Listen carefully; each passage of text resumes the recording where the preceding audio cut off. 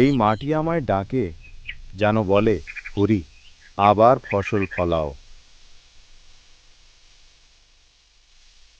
এই যে এক কাপ চা নিয়ে এলাম, খালি মাটি দেখলে আর চলে? এই মাটি তো আমার প্রাণ মেঘলা।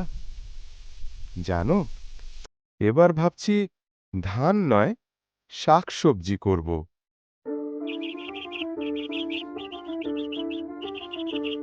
বাবা, আমাদের স্কুলে মাস্টার মশাই বলেছিলেন বিজ্ঞান দিয়ে চাষে অনেক উন্নতি করা যায়।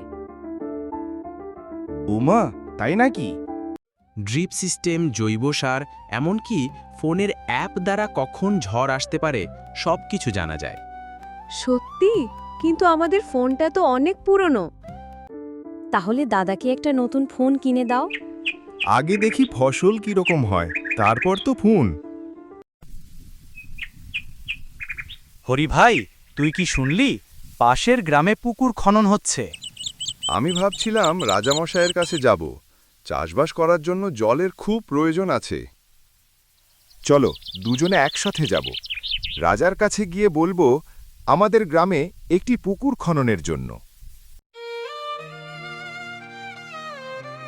রাজামশাই, আমরা চাষিরা অনেক কষ্টে আছি, একটু যদি জলের জন্য সাহায্য করেন।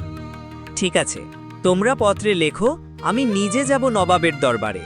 আমরা শুধু চাই একটু জল, বাতাস আর একটু আশ্বাস।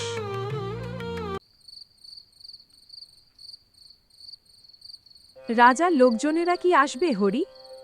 দেখো মেঘলা, আমরা চেষ্টা তো করেছি, এবার মাটি আর আকাশের উপর ভরসা রাখতে হবে।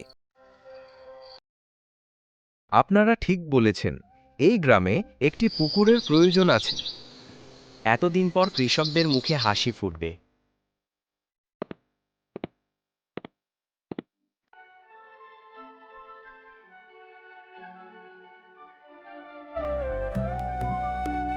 দেখো, এই প্রথমবার শীতেও সবজি উঠেছে।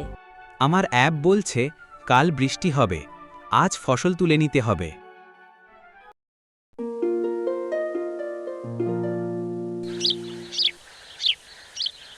এই মাটি, এই আকাশ, এই পরিশ্রম, এটাই আমার সবুজের স্বপ্ন। আমি শুধু বুনে গেছি, আর তোমরা আমাকে ফিরিয়ে দিয়েছ আশার আলো।